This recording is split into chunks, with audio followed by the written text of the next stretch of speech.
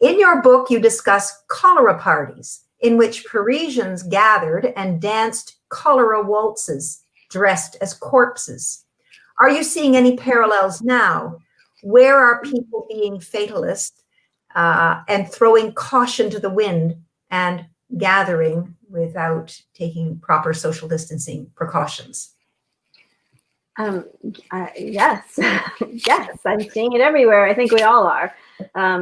And it's, at least in the time of cholera, they really didn't know how to avoid it effectively. They had ideas, don't eat watermelon or, things like that. But, there wasn't any consensus on how you really avoid it that everyone believed in. So the fatalism, at least in that moment, made a little bit more sense. I think today it's just, it's even more irrational.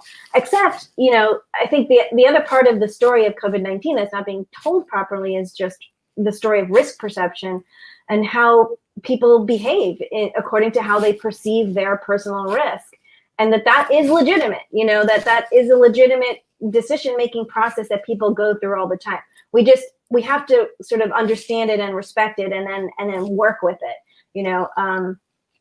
And I think, I don't think we've done that effectively. So I think we've told young people, for example, that, they need to sacrifice even more than, say, someone who's older who stays home a lot anyway, right? And yet their actual personal risk is maybe less than the older, So there's all of these kind of contrasts that I think make it very difficult for people to make decisions that are reasonable for them, but also reasonable for everybody else. So we need to have that kind of a bigger conversation about who takes on the burdens and who gets the benefits, and how do we perceive the risks and all of that. And I don't think we've really done that adequately.